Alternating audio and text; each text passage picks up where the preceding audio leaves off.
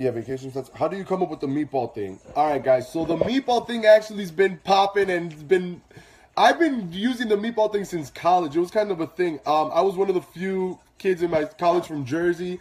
So, and everybody knows that I love mob movies. So me and my good friends, we would just be like, hey, you damn meatball, you linguine. I don't think people in my school, some people didn't know my name. They just knew me as meatball. They're like, meatball, hey, meatball. It became huge in my school.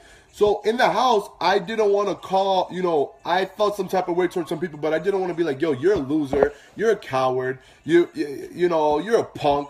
I was like, you know what? I'm going to be funny with it. I'm not going to call you out of your name. I'm not going to say crazy things to you. But what I am going to tell you is you're a meatball. You played yourself. You're a huge meatball, and that was the intent behind calling people meatball. It wasn't to be hurtful and be like, oh, you're a loser and you suck. It was like, yo, you're a meatball. It's a joke to me, so let's have fun with it. That's how I went about the whole meatball thing, and then it stuck, and now it's Team Meatballs.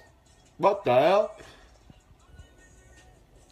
How much weight did you lose? The infamous question. How much weight did you lose? Guys, I don't even know how much weight I lost. I know I lost a lot of weight because my clothes doesn't fit me. My jeans don't fit me. My shirts don't fit me. Everything's extremely oversized. Paul and Chris would be like, dude, you need to get some fitted clothes. I'm like, I know, but I'm in a damn house. So now I need to go shopping and get a whole new wardrobe. I want to lose more weight even now. I'm about to join damn CrossFit. No, I'm gassing myself up. It's all hype. Don't listen to that. But yeah, I think I would say a good 20 pounds, 15 pounds. At least that's what I feel like I've lost. But people say I've lost more, but I think 20 pounds. You will always be remembered for your circus music and pots and pans. Did you ever dream you would make it to the... Okay, so I'm getting multiple questions at once. Sorry. So you would always be remembered for your circus music and pots and pans. I think it's funny that that's the one... I mean, I knew that it was going to be catchy, but I didn't think it was going to be like, people doing videos and all this stuff. And my intent was never to, guys, I was playing a game. If I wasn't winning HOH, if I wasn't winning veto, I was trying to throw you off of your game. So the pots and pan things, I did it. I mean, where it kind of originated from was when, we were going into Inked and Evicted, and Mark and Cody and Elena didn't know that I was staying. I already knew that I had the votes to stay. But I wanted them to throw them off their mental comp. So I woke up like at 9 in the morning. I was like, good morning, guys. And just pots and panned it out because I didn't want to give them a chance to study. From there, it was kind of like, I'm going to be obnoxious. I'm going to be annoying. I'm going to drive you nuts. Because it was part of my game to drive people nuts and be like, you don't want to live with me. I want to leave. I want to get away from Josh. That was the point, guys. It was part of my game. It was part of my strategy to drive everybody nuts. And it worked. And it's kind of cool that it stuck. I didn't mean any harm by it. If anybody took it to offense, and I promise it was harmless. Sometimes, it did become tense in that house, but it was harmless. It was just great fun, and I'm glad that people saw it that way. And now it's something that, I had somebody in the airport come up to me, da, da, da, da, which was weird. But yeah, it's kind of cool. So yeah.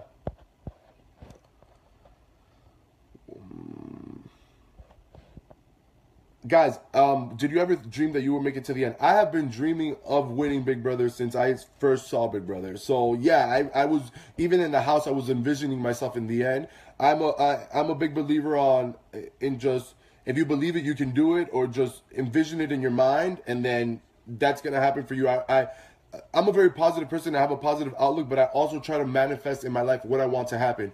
I never thought that Big Brother would happen for me because I never seen somebody like myself on the show, so for that happening for me, I manifested it, but it was still in disbelief. Every time I woke up in the house, I was in disbelief, but I knew that that's what I attracted to my life because I had it in my mind since I was a kid. So yeah, I don't know if people think like that, but I think if you put something to your mind and you put your heart and your mind into it, you can achieve whatever you want, and I'm kind of glad that it played out for me that way. So yeah. Okay.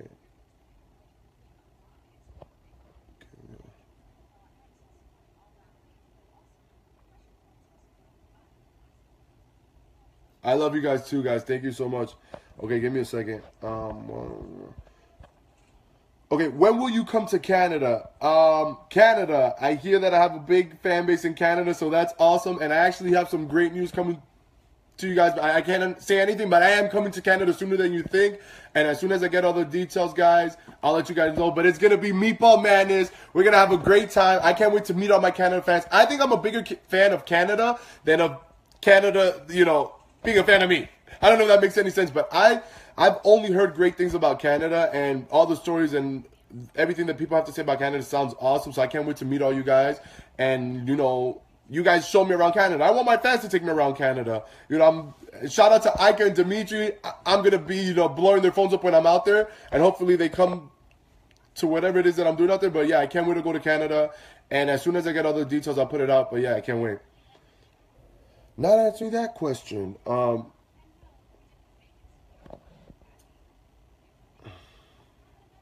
What was your biggest move in the game?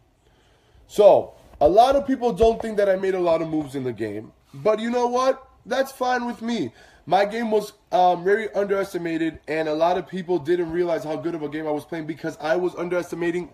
I wanted to be underestimated from all angles, physical, mental, and how well I knew the game. So that was the point. So it worked. Not only that, I played a very strategic social game. I had Jason and Alex. I was instantly an outsider because I was isolated, but I banded with Jason, Alex, Kevin, Jillian, Ramses, all the outsiders, because this 9-person alliance ego was so big. They thought they were going to jury and we were done, and they wouldn't even talk to us. So I instantly bounded with the outsiders, and that was a blessing.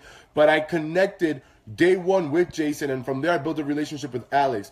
So aligning with Alex and Jason week one was huge for me. Not only that, I had built a relationship. As soon as Paul walked into the house, I knew that he was crazy and he was going to play the game, but I knew that he was loyal. And if I showed him that in return, he was going to protect me and, you know, and stick by my side. I gave him that. It worked. I sat with him in Final 2. Christmas and me connected instantly. So not only did I have Jason and Alex on one end, I had Christmas and Paul in that inside group. Christmas was giving me information all the time, their pecking order, how they were going to do, the way they were going to remove. She was underestimating my gameplay to them. I knew that Paul was constantly, you know, downplaying me and all that stuff. And yeah, they thought it was a little crazy, but they protected me on that end, and I protected it on this end. I don't know if it was seen or how much you guys saw, but a lot of people in the outside group wanted to go after Paul when Cody was trying to rally. And I was just telling them, listen, Paul's loyal. He's a great game player. Yeah, he's playing a great game, and I don't know if we could beat him, but Paul's loyal, and you know, he's just the entertainer. Like, he's just here to entertain. He was a funny guy. He's not a threat. Like, he's chilling. So I downplayed a lot, and I protected Paul a lot in the outsiders group because Cody had a lot of people convinced. So I don't know if you guys saw that, but I did put in work protecting Paul and Christmas in the outsiders while they protected me with their group. And ultimately, I aligned. I got lucky and I aligned with the right people. We won most of the HOH competitions. If they were thrown, if they weren't, we won them. And they didn't come after me because I was aligned and I was locked in with them. So my social game, I think, was great. Not only that, having to make moves against Jason and Alex. Dude, they were strong competitors and I knew that I couldn't beat them in the end, but I knew that I had to go against them. That was really hard and it took a toll on me, but I knew that I had to take Alex out. And also, the damn golden apple. Everybody was giving me shit. Everybody thought that it was the worst move. And to be honest with you, I thought it was a bad move. The golden apple bought me 16 days of time that I can build connections and I can show people who I really was. Because I knew that a lot of people were putting up an act and being shady and working with this person. But at the end of the day, if you stand by who you really are, and I stood by my loyalty and my word, that's what got me to Final 2. Everybody could say they carried me and they did what they wanted to do. Everybody knew that I was an asset because I didn't give a shit. I had the balls of steel to stand up to whoever and call people out. And they knew that I was an asset. Nobody carried me there. And also, being true to myself and showing people the trustworthy person that I was, they knew that they didn't have a lot of that in that house. So they knew keeping me, that would be a benefit to their game because I was always going to keep it real. And I did, and I won, and it feels great. So yeah, I think I played a great game, man. But, you know, everybody has their opinion, and I respect it.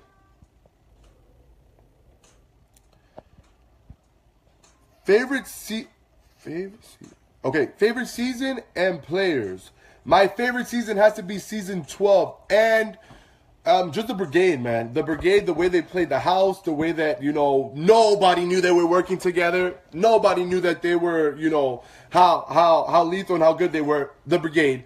Favorite alliance, favorite season, season 12. Season 16 was a good season too, but we all know how that went. And what else? Yeah, season 12 was one of my favorite seasons. Favorite game players? Evil Dick is one of my favorite players because he played also Fearless. But besides that, Enzo from season 12, he was a character and he was a good game player. And who else? I mean, I appreciate Paul's game too. He was very loyal, and that's why people trusted him too, and trusted him in this house. So yeah, Yeah, but love and respect to Mike Buggy, all these great players, Dr. Will. They were all great game players, and I respect everybody's game. And just playing the game, now that I played it, not being a fan, but playing the game, holy shit. All my respect goes out to all the players that have played Big Brother, because it's hard as hell, and you guys will never understand how difficult it is. So, yeah, everybody that played, man, props to you, because it's really tough. If you left on day one, or you left on week one, or you made it to the end, props to all you guys that have played Big Brother, because it's a hard game.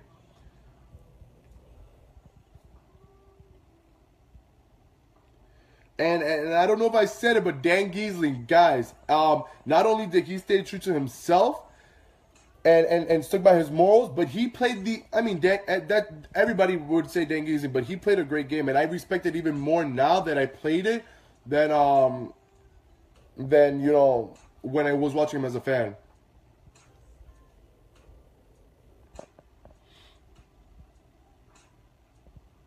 Okay, I'm sorry, give me a second.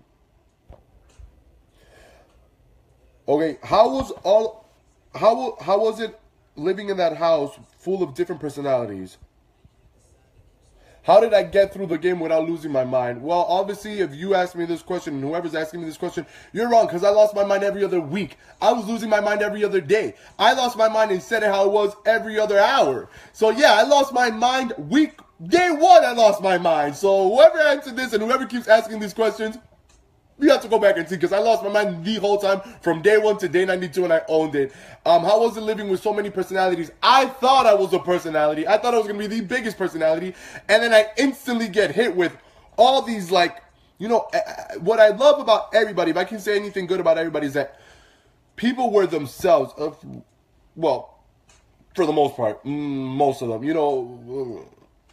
Okay, yeah, people were themselves, and they owned who they were, and everybody was unique in their own way, and everybody had their own. Now, when the whole gassing up and the whole, you know, kissing ass started, that was corny. But besides that, people being themselves and owning their personalities and just being so different. Like, I mean, we have Whistlenut. I fucking loved Whistlenut. As soon as I saw him, he's like, I'm a rodeo girl. I was like, yes, I fucking love this guy. I fucking love this. So just everybody, Kevin, everybody, you know, they owned who they were, and it was pretty cool, and their personalities were over the top, if you ask me, everybody. But it was hard. It was extreme, but it's Big Brother, so I didn't expect anything less. How do we feel that we finally have our first Latino Big Brother winner after so many seasons? Guys, as a viewer, I would always say that. I'm like, damn, we haven't had a Latino win. We haven't had a Hispanic win the show. I'm like, and I said, I would joke with my mom, like, probably when I was like, I think like 2021, I was like, I'm going to be the first Latino winner. Watch. And they would be like, yeah, first you need to get on. I was like, watch, I'm going to be the first Latino winner. So to be the first Latino winner, and I said it, is amazing, man. But not only that, just all Hispanics in general, I hope that I made you guys proud. I knew that I was crazy, but that's just who I am. And I'm really proud that I can say that I was the first Hispanic winner, and hopefully many more to come. And then they start recruiting, and a lot of more Hispanics and Latinos start trying out and start going out for the show, because if you're a fan, man, playing the game is the coolest experience. So, yeah, shout out to my Pa arriba mi Latino, my Latino stand up, man love, and I'm happy that I won. So, yeah.